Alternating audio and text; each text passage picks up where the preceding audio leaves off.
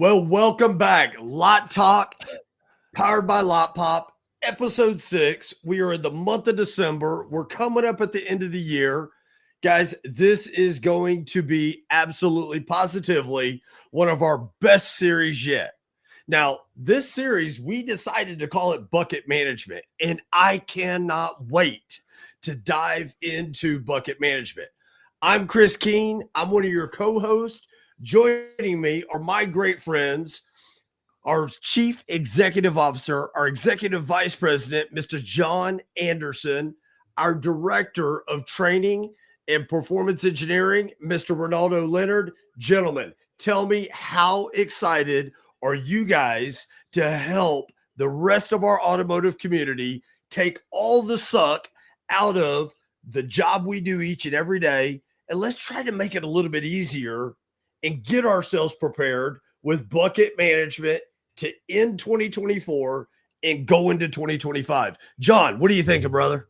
I'm always excited, man. Anytime we get a chance to take what we're seeing out there and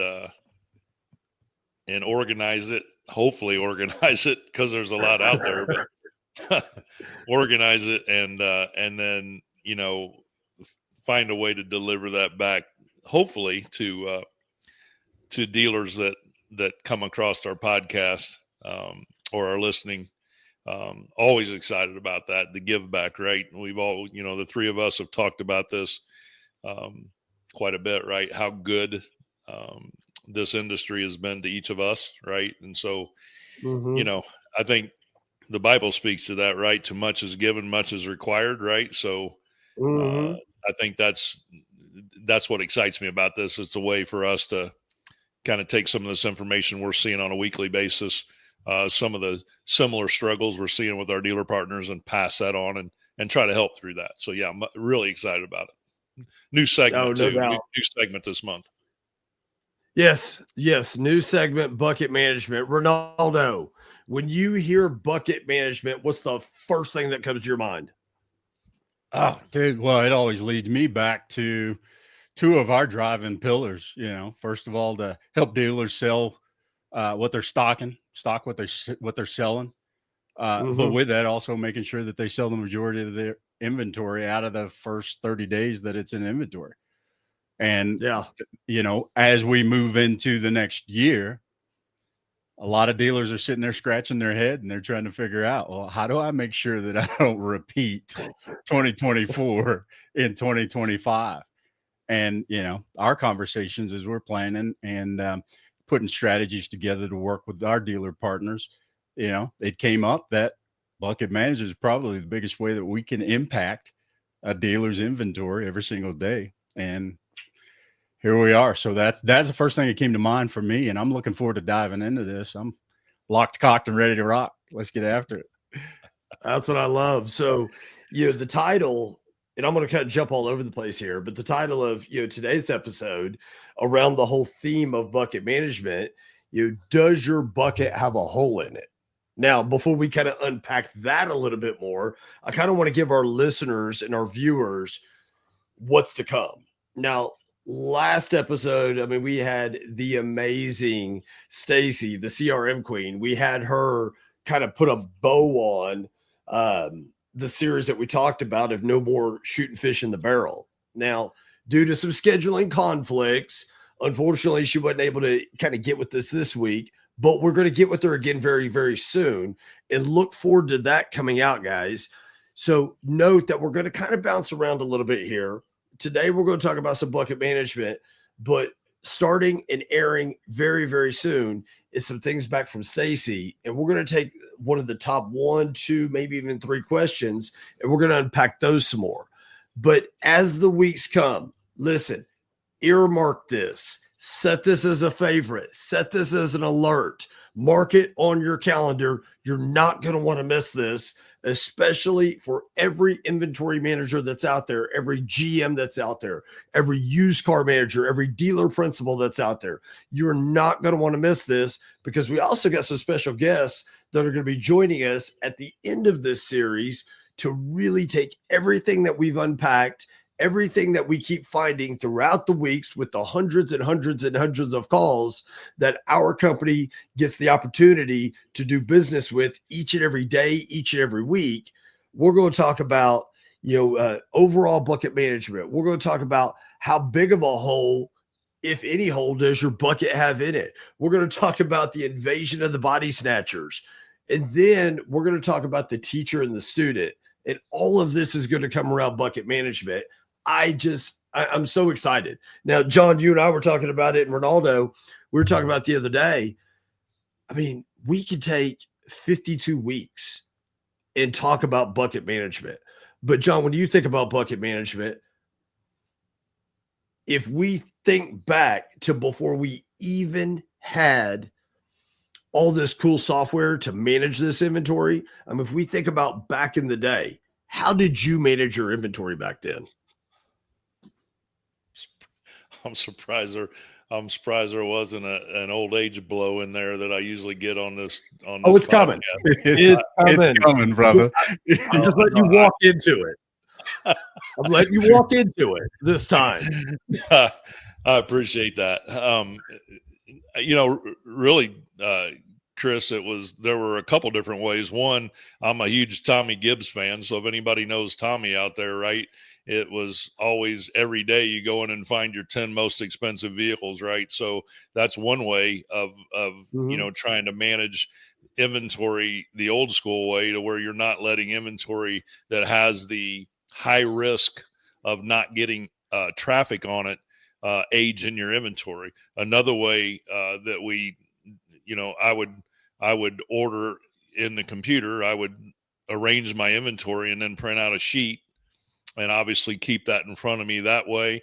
So I was always looking at my oldest aged inventory and always looking at those 10 most expensive vehicles is kind of what I looked at on a daily basis. Right. And as we get into this somewhat, I do want to address a couple of those things, right?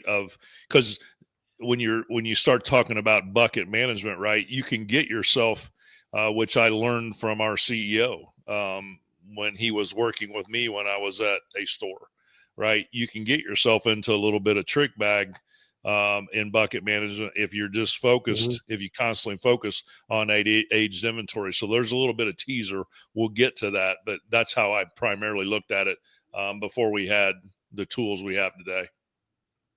So you printed yours out on a sheet of paper. So was it a dot printer, or did y'all use a scribe and a scroll and like a chisel? It was. It was. Told you it was coming. It was a scroll. Yeah, I had to take that pen, roll it out. Yeah, I had to. What were those old pens called? Litho. What's the art? Lithography, right? Is that what it's called? I could be butchering. Oh, calligraphy. Calligraphy. Thank you. I was butchering it. Calligraphy. Yeah. So the pen, dot it on my tongue, dip it in the ink, and write my inventory list out. Did you have a feather? Did you have a feather on top of your pen? Yeah, that's what I was going to say. That was a pigeon feather. Yeah. Quite a bit. Yeah. That's John. Oh, the bad part is you and Tommy Gibbs. If you're listening, we love you, Tommy. You're like one of the godfathers of this. Just John is like the peepaw of all this, but you really kind of dated yourself when you threw Tommy in there too. So Tommy been around for a cool minute. Everybody knows Tommy. Mm-hmm. Oh, yeah. So I did the same thing. I printed the sheet out and I had my oldest one on there, and I used a clipboard, but then when we were moving and shaking, I folded that thing long ways and I stuck it in my back pocket, and then you open it up and you had the highlighter and the ruler, and it was horrible. It was bad. You had little notes on there. Then 2 days later, you can't even read your own damn note because it's 112 outside. The thing was in your back pocket, and all the ink started bleeding because all the sweat. Yeah, it was horrible. It was horrible. Ronaldo, what'd you use? Oh my gosh! Well, I use the same thing that we've already mentioned, but then I thought I was so progressive when I started plotting out spaces on the lot and how fast I was selling that real estate, and would use that in conjunction of my doc sheet where I would number the highest priority of vehicles that needed to sell and go through that with my sales team on a regular basis. It's something that I think about now is just like, dude, how did you last 2 weeks? Without getting run out of Dodge managing inventory that way. But back then that's all we had. We had at our disposal. And so we just kind of had to do the best we could with what we had. Yeah, but when you think about it, Ronaldo, you were taking the right mindset towards that, right? Is how many times can I turn these spaces in a month, right? Because I mean, that at the basic form of it, there's bucket management, right? How many times, the faster I can turn these spaces, the less holding cost I have, right? The more volume I create, right? So that's at the very basic. That's a good way to look at bucket management is making sure, one, that every one of those spaces out there on that lot, either virtual or physical, are filled, right? Yep. Because that's the most expensive real estate, right? Other than the showroom floor. I remember one of my owners used to, if it's set for 15 minutes without the showroom full of cars, he would always come by the sales desk and remind us, gentlemen, what's the most expensive real estate on the dealership? The showroom floor. Showroom floor. Showroom floor. Oh, yeah. So just making sure you're rotating that inventory, right? Which again, all this leads to what we're talking about today. Yep. Oh yeah. And in the perspective that we were using, and I had my sales team so dialed in that they would sit there and they'd come to me, hey, these vehicles here are hitting that 35-day mark. We need to put them on hot spots, or how you want to do that? And I, invariably I'd sit there and look at it. How long had that vehicle been in inventory? And we had 5 key spots that we identified that if we sat a vehicle there, it wasn't going to go any more than 2 days. And so strategically watching the time, and as they went down the dock sheet, making sure they hit one of those 5 spots and keep us rolling. Yeah. Very cool. Pull in the gate. You got your rows, the end caps, usually were your hot spots. Yep. Then you had that spot around the apron. That was usually a pretty good hot spot. Oh, and then don't forget the ramp. We had the ramps at the corner of the lot. Yep. That nobody would ever want to pull a car up on. Hey, has anybody witnessed a car driving off the ramp or falling off the ramp? Oh, no, I've been lucky. Right. Both on the ramp for display and the lift back in service department. Unfortunately, I've seen that too. So, okay, I got to tell y'all, I bought a load of cars one time at the sale, and I'm sitting in the conference room eating lunch one day. Transport driver comes walking in. He's got his old head down. He's just kind of shaking his head. And I looked at him, and I'm in the middle of eating my lunch, and jokingly I said to him, I said, let me guess, one fell off the back of the truck and you're dragging it all the way up here from Dallas. And he says, well, not quite. And the room went silent. And I looked at him. I was like, I was kidding, but you sound like you're not. Yeah, I didn't drag it from Dallas, but what happened was, and when he said that, I was like, oh my God, what happened? What had happened was when he was dragging one off the top rack, it died, ran out of gas. And then you know how the brakes won't completely work, everything just kind of died. Killed. A Jeep Liberty falls off the top that he's backing down, and then he loses control and somehow falls to the bottom rack and crashes into a Chrysler 300. Ooh. Yeah. No bueno. Yeah. No bueno for the caca. Yeah, that was no bueno. I digressed. I'm sorry. So see what happened. But anyway, see what had happened was, oh my God, it was horrible. We were looking at some things that we're seeing on the front line today. And we pulled up some of our data that we lay across some Black Book data, some of the data that we lay across here at Lotpop. And one of the things I definitely wanted to make sure that the viewers of our podcast got an opportunity to see, and for those that are listening, I want you to really listen close to this. this is kind of alarming. And again, for those that are viewing, you can see my screen right now. When you sit here and look at it and you look at this black line, it looked really positive there for a minute. And the days to retail turn started coming down.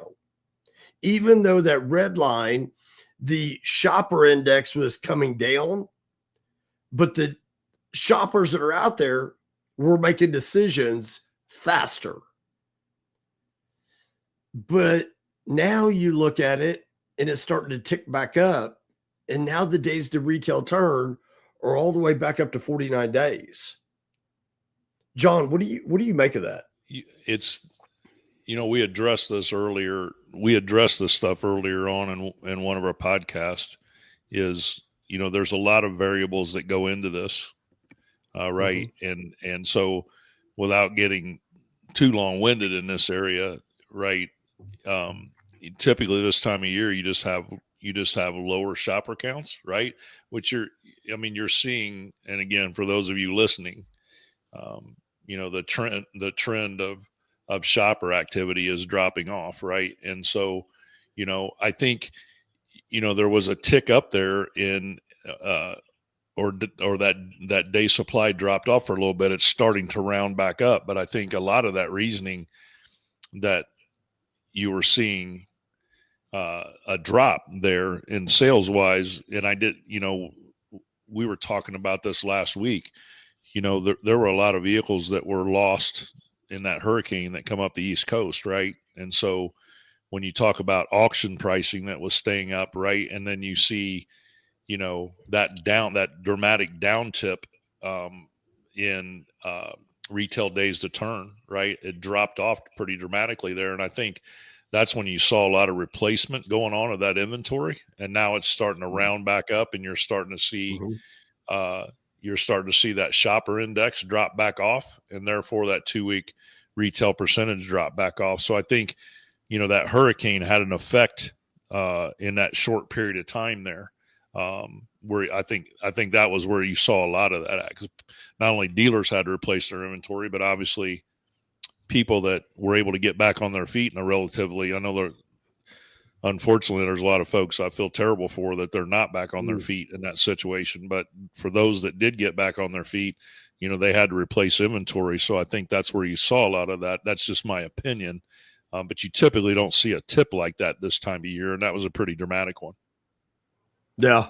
Yeah. I couldn't, again, we talk about the natural disaster that happened. And I think this is a really good time for us to really stop and, count our blessings that we didn't have to deal with that.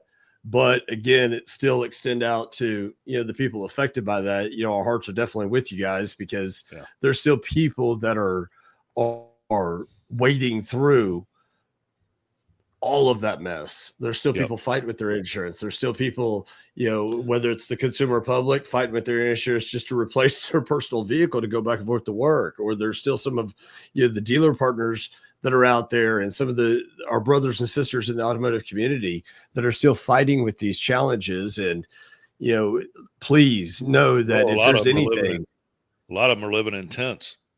Mm-hmm. Yeah, a lot of them are living in tents. Time of year up in that area, it's not warm anymore, folks. So, yeah, let's try not to forget these folks, man, because a lot of those folks are still without everything. So, and then for our automotive community that's still out there and they're still fighting with these things, we can't say this enough. Lotpop.com. Find John, find Ronaldo, find myself, find Brett Brandstetter, our COO, find Jason Rice, our president, founder, and CEO. Find any of our contact information on there. And for any of you dealer partners that are out there that are just trying to figure out, hey, what's next? How do we handle our inventory from here? We still have some of our inventory, though it may be damaged. We didn't lose it to flood. Plus, we've got more inventory coming in. For any of y'all dealers that are out there that still need some additional help, just want another set of eyeballs, listen, at no charge.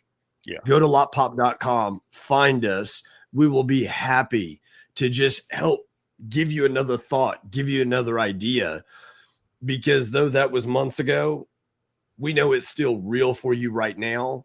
please reach out to us. We want to give back. We want to help. So keep that in mind, automotive community. Lotpop is here to help in any way, shape, or form that we possibly can. But back to, this chart here, that shopper index at a 41% and trending downward. Ronaldo, you spent a lot of time onboarding our new dealers that come on with us at Lotpop.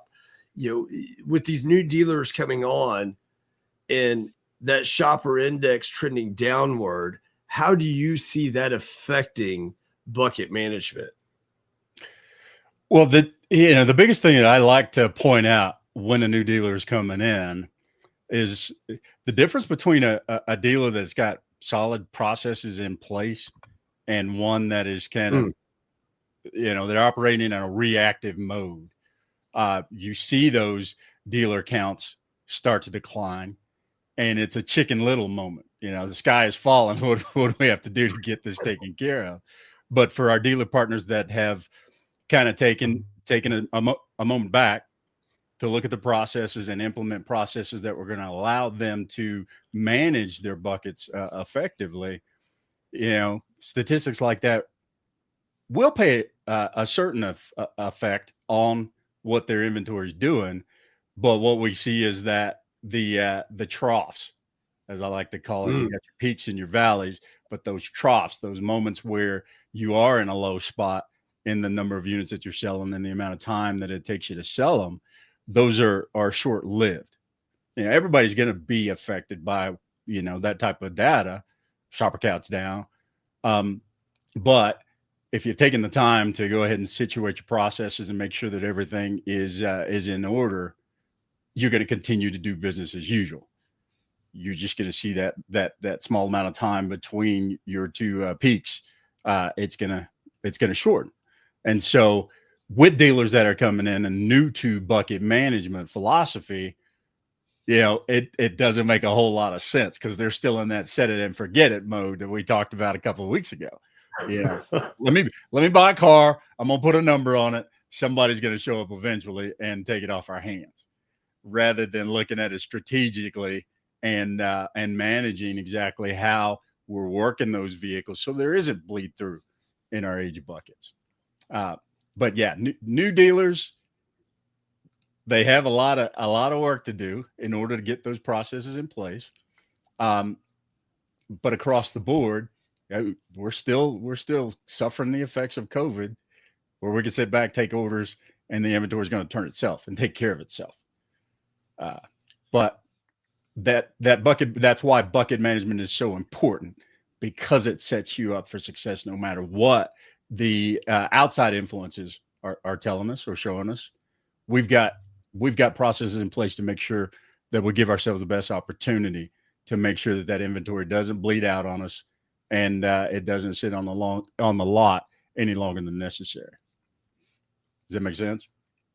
Yeah, no, that makes complete sense. I mean, it's when we think about bucket management as a whole, I mean, if we had to really define, and thinking about just our overall topic this week, introducing bucket management, if we had to really think about, what is bucket management? Some people look at it as, oh, don't let anything get to 60 days.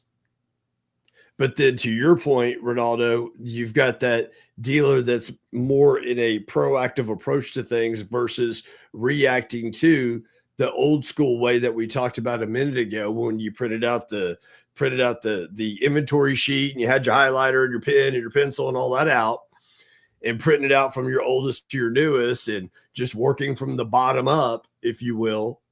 Well, is that really bucket management? No.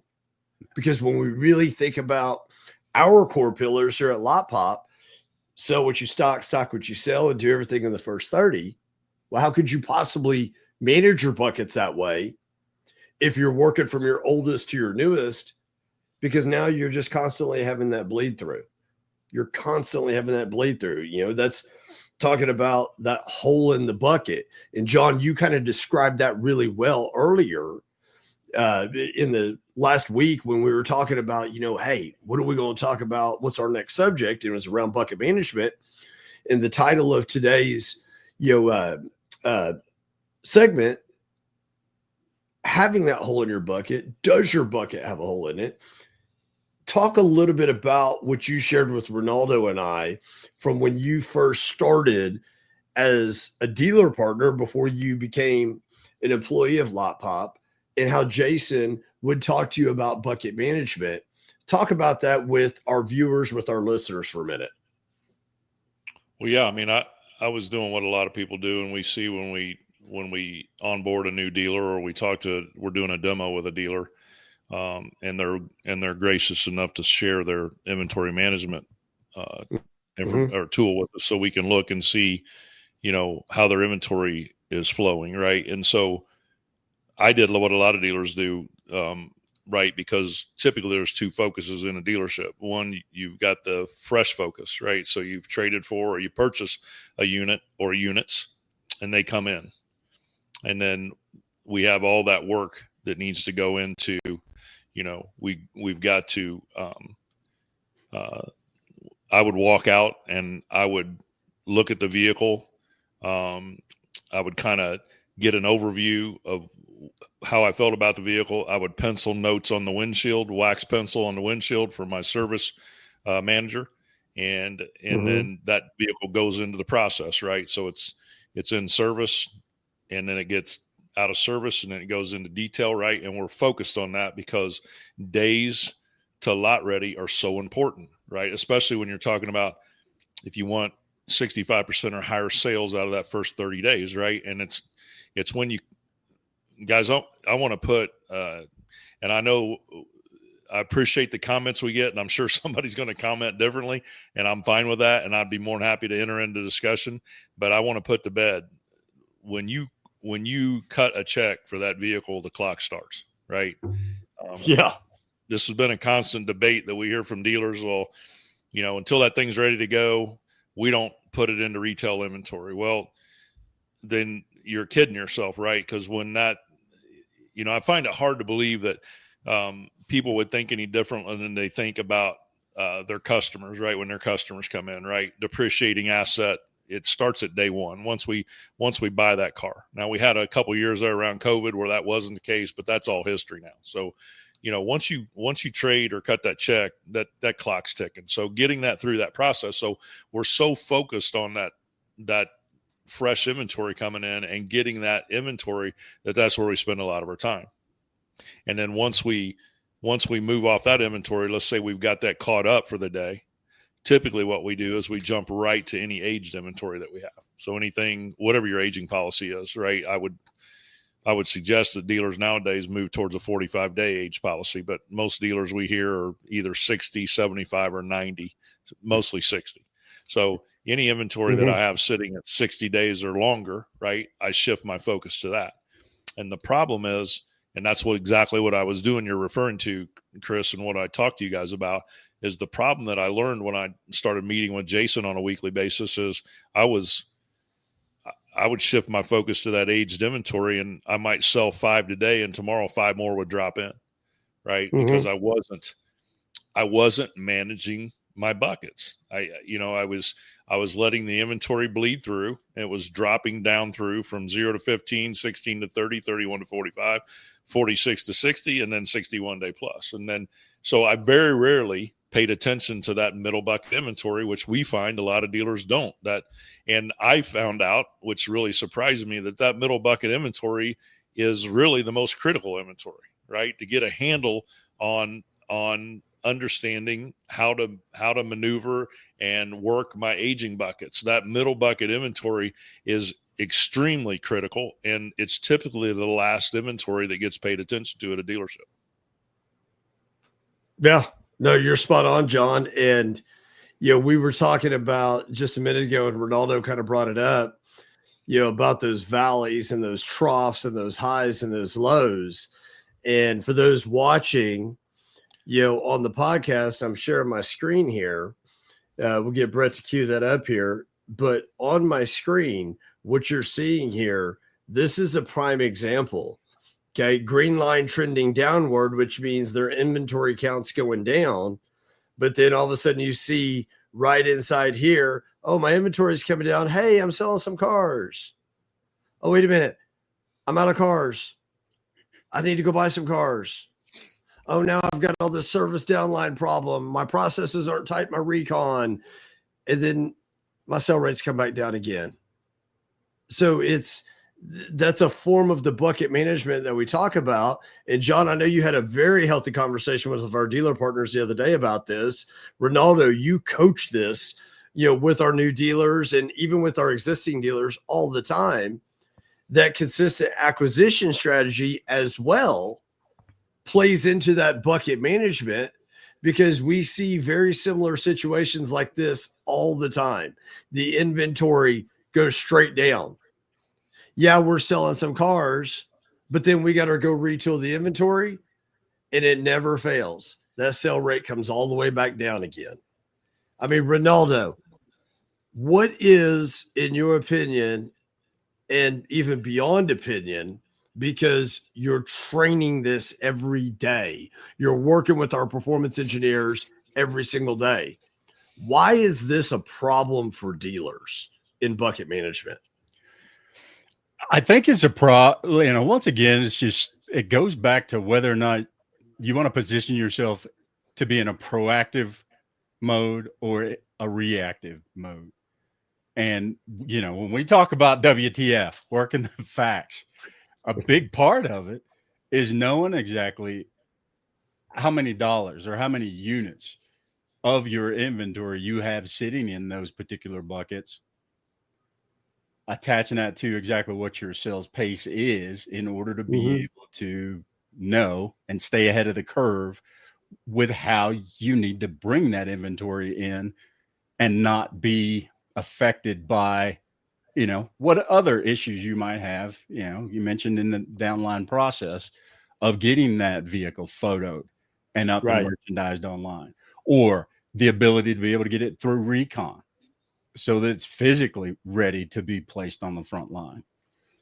But we've just been in that mode for so long that we can react to whatever the conditions are going to bring us. But that inventory is going to move eventually, sooner or later.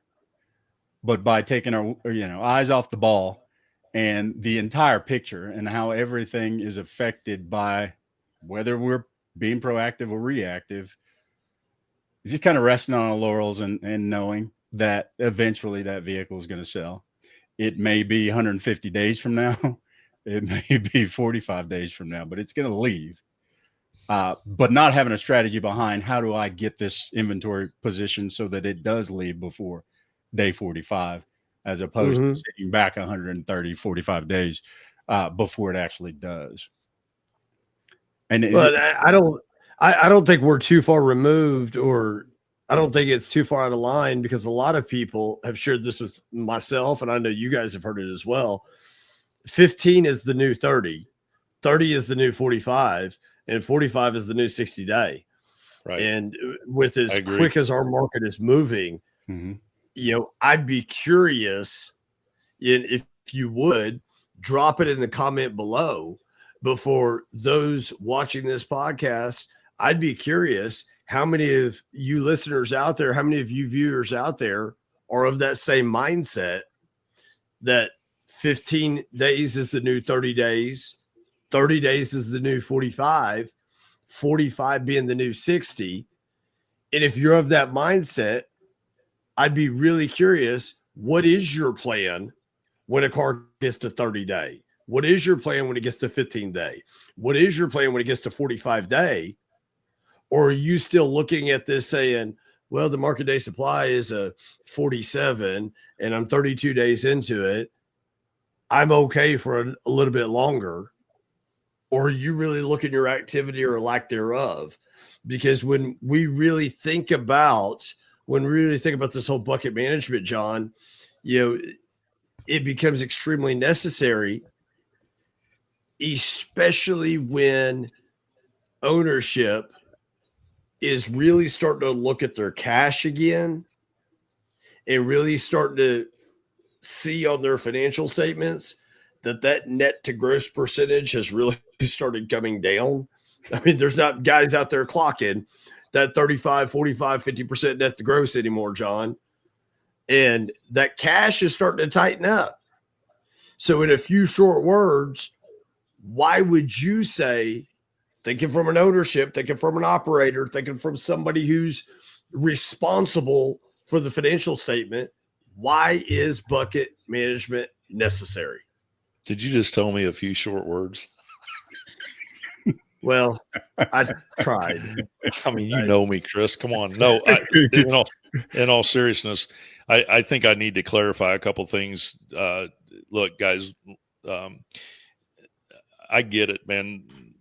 On certain time, here's what I would say to dealers out there: measure your bucket management on a over time consistent basis, right?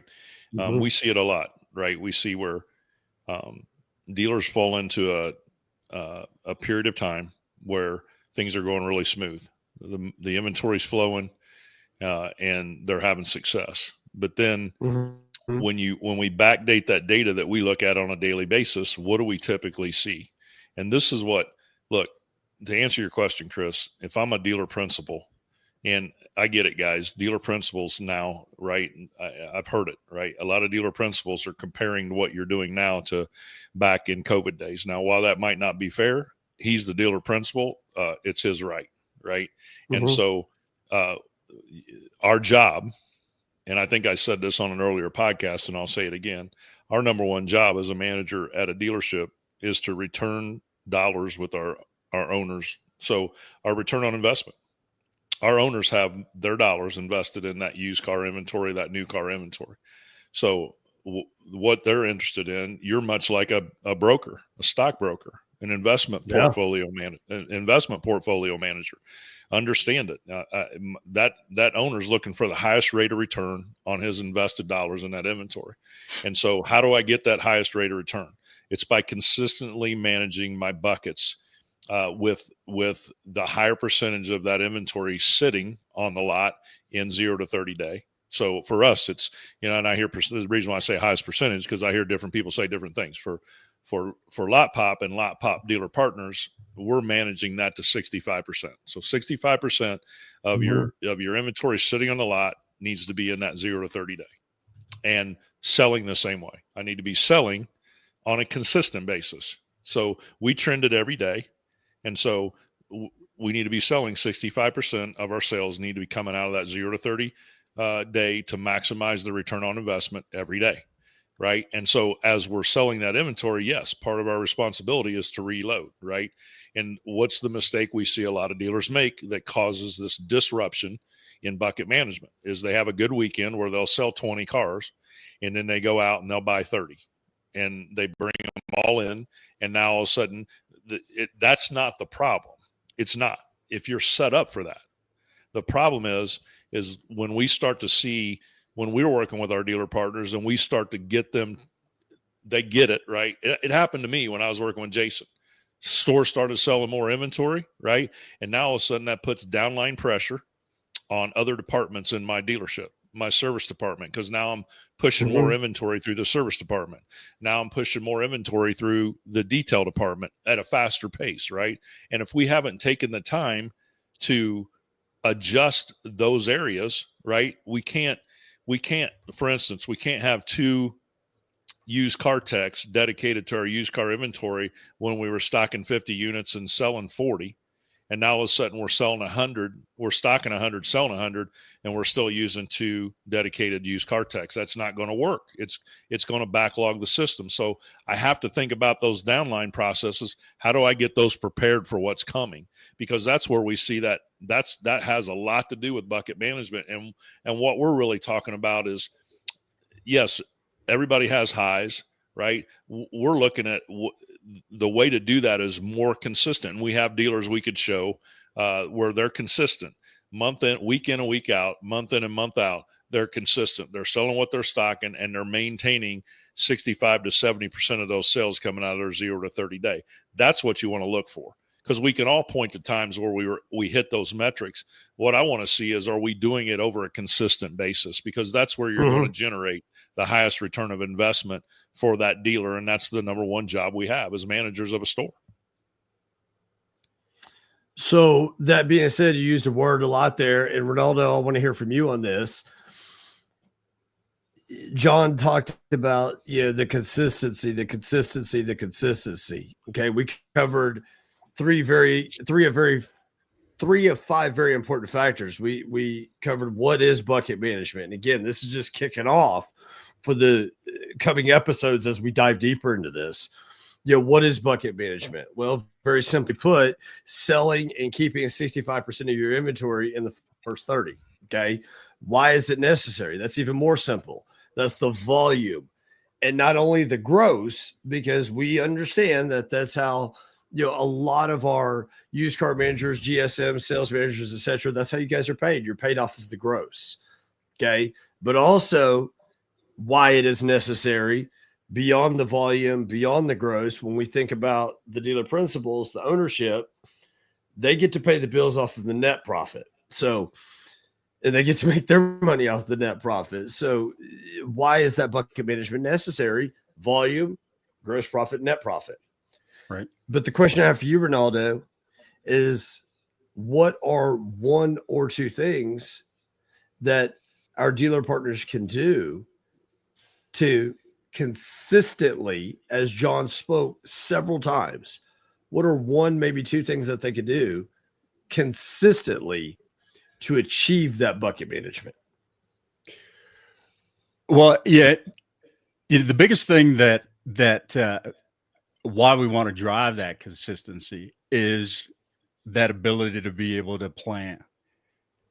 John talked to it a moment ago. If you have two techs that are dedicated to a used car department that's selling 50 units a month, as opposed to the 100 units that is the goal, you've got to have implemented a strategy and a plan with everybody's duties and responsibilities clear cut and defined, and the standard set that's going to produce that consistency, so that we know at the end of the month, this is what we're going to generate. This is how we're going to reinvest those dollars to create more revenue across the board for the dealership. But in order to be able to execute on that, which is the biggest failure that we see with the dealers that we talk about, the plan's put in place, but the execution is lacking. And so Chris, you've seen it a million times if you've seen it once. Coach or John, if you've seen it once, you've seen it a million times. Getting into that mode of complacency. We've seen a couple of weeks of success. Then we can sit back, we can take a deep breath, and let things, it's automatically implemented and things are going to roll out. That accountability layer has to be in place in order to be able to drive that consistency. But the reason that we're looking for consistency is to be able to plug in those numbers, plan for the future, and continue to execute on those plans to get the end result. Turn over the biggest ROI that we possibly can with the resources that we've been trusted with.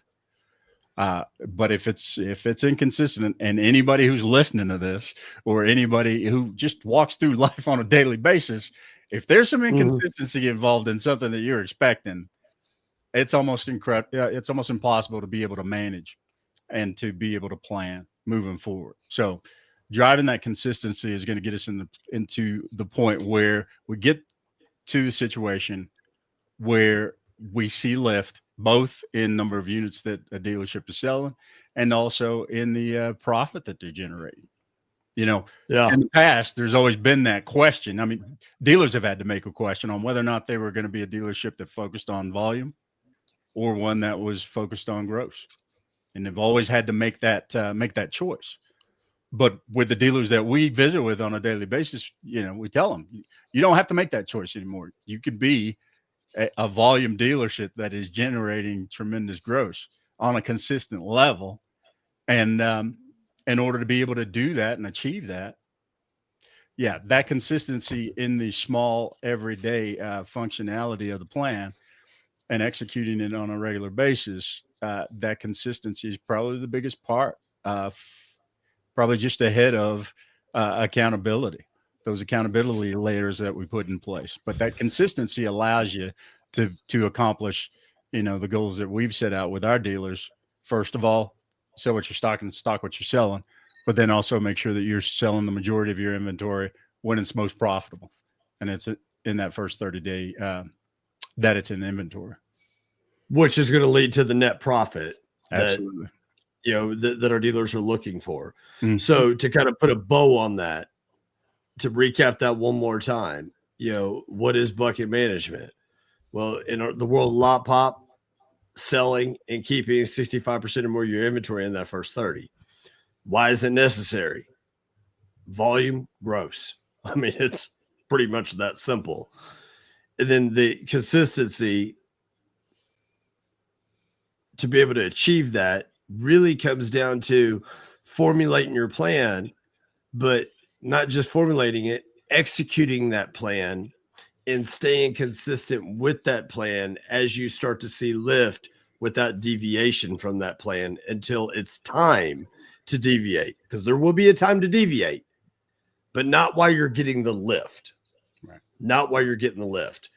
So we had a question a few episodes back that actually it was around shooting fish in the barrel, and it was around our salespeople and selling and things of that nature, but it really tied into bucket management. And John, I mean, you got so excited when you saw this question from Vic out there, and I want you to really take that question, unpack that question for us for a moment before I've got a couple great announcements as we wrap up today's episode. But John, take that question for us because it was a really interesting one.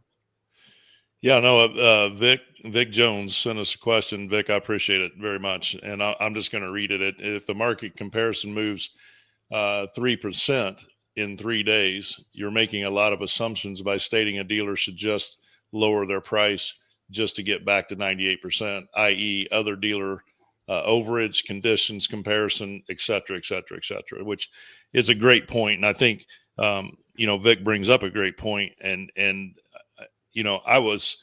think a lot of times at that point, I was sharing some of the things that, we see consistently when we're working with our dealer partners, right? A lot of times I'll use one inventory management tool. A lot of our dealers use vAuto. So a lot of times when I'm looking at their inventory and I'm seeing inventory that one does not have, the biggest thing has no leads, no switch leads on it, right? And it's past 30 days. It's past the maximum time to get the highest rate of return, right? I'll jump into that vehicle in vAuto and I'll look at the trending on it. And one of the things I look at is that trend line of price to market, right? And a lot of times I'll see where it's a set it and forget it. We put it at 12.7 and we've left it there for 35 days. And when we started that at 12.7, that was 97% to market. And in that 35 days that we've left it there and not done anything with the pricing, right? The 97% has now come up to 101, right? And so I was sharing that. And is that the only target? Is that the only thing to take in consideration? Is I automatically want to bring that back down to 97%? No. And I wanted to clarify that. And again, I appreciate Vic reaching out and putting that question.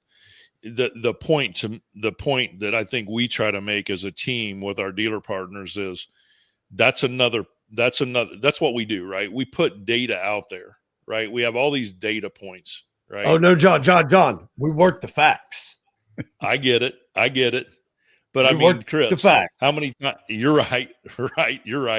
But how many times when we're either demoing or we have a new dealer and we hear, man, that's a lot of data, right? And it is a lot of data, but it's not for consumption all at one time, right? None of it is. No. It's having, if we have a certain issue going on at our store, we want to make sure that they have the available data and us on a call on the consulting side to say, here's what I'm seeing in that data, right? Here's where you guys may want to focus. Here's where you may want to adjust, right? Because we all have 30 years experience at running dealerships, right? So do we know it all? No, we don't. But that's part of what this is that's why we call it a partnership, right? We don't look at ourselves as vendors.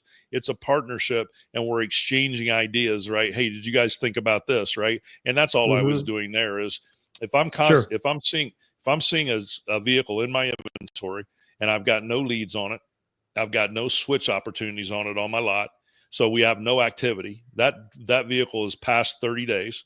Again, I've lost my maximum potential for return on investment, right? And I see that market has dropped by 3 or 4%. Then, to me, that's something I got to acknowledge. Now now I put on my dealership hat, right? It's like we say all the time. That's why it's a hand in glove. We bring it up, which is what I was doing. And Vic, to his credit, said, "Hey, that's not the only thing we need to look at." And he's exactly right. Right. But what I wanted to say by that is, are you aware that that's happening? Right. First of all, I got to be aware. Once I'm aware, now, like Vic said, I've got options that I can do. And then we take what we feel like as a manager. Our job is to take what we feel like is the best option to get a lead on this vehicle, to get a customer on it, right? And so it may not be a dropping it back down to 97%. It might be that, we've got several appointments today, and I'm going to try to move a customer to that unit because I know it's not getting any activity, and I'm going to try to move somebody. That might be an option, but there are several options. But to my point, one of those options may have to be that I've got to get it back down to where I was before, because I'm going to have a savvy competitor out there in the marketplace that may be adjusting his inventory. And with everything staying fairly, if a customer comes into the market and they're looking at vehicles, right, and everything remaining pretty consistent, then one of those huge factors is going to be price, right? So if I'm looking at two similar cars and this dealer has his price $1,000 below mine, that customer is probably going to gravitate towards that lower price point car. No, that's a great point there, John. And thank you for unpacking that. Vic, thank you for, watching this on YouTube and dropping that question in. And, viewers, you could obviously find us on Spotify. You can find us on Apple Podcasts. Listeners, same thing. You can find us there. Viewers, you can find us on YouTube. And when you do find us on those podcasts, there's a place for you to drop those questions. We invite them all. I would love if we could get 4, 5, 6, 7, 8, 9, 10, 100 questions that maybe pushes back against our thinking. Because to John's point, we don't know everything. And if there's another thought out there, and we'll give you all the credit for it. If there's another thought out there around bucket management, go to our YouTube channel, drop that question in. Catch us on, the Spotify, catch us on the Apple, podcast there, or just send me personally an email, Keene, CKEE, N as in Nancy, E, at lotpop.com. We are happy to take all those questions in. But better yet, if you don't catch us on Tuesdays when this podcast is airing, and if you're going to be at NADA 2025 down in good old New Orleans, if you come to booth 1219, we're going to have the hot seat. And if you give us a couple weeks notice, we'll take your inventory. We'll take your leads, and we'll unpack it together with John, Ronaldo, myself.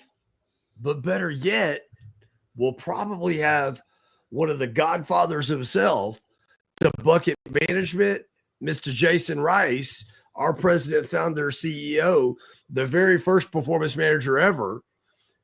He'll unpack it, and he'll show you some different ways to better manage your inventory. Booth 1219, NADA 2025. down in New Orleans. We're going to be there. Booth 1219. Come see us. We'd love to have you in the hot seat. Or we could even have a private meeting because the up bus is going to be there. We get down inside the up bus, take your inventory, completely give you a full analysis. Would love to do that as well. So to wrap it all up, Mr. Anderson, Mr. Leonard, bucket management is going to be a lot of fun. I can't wait to get into the rest of the episodes, the rest of the topics around it. I can't wait to get a bunch of questions around bucket management. I can't wait to get some pushback around it, because at the end of the day, we're going to work the facts. We're going to talk about bucket management. We're going to give back to this automotive community. We're going to help our brothers and sisters go into 2025 with more of the highs, less of the lows, take all the suck out of what we do in inventory and lead management. And we're going to invite you to come push back against us on Lot Talk, powered by Lotpop. I'm Chris Keene, one of your co-hosts. On behalf of Mr. John Anderson, on behalf of Mr. Ronaldo Leonard, we thank you for tuning in. Catch us again next Tuesday, and we're going to unpack more of bucket management right here on Lot Talk. Thank you, guys.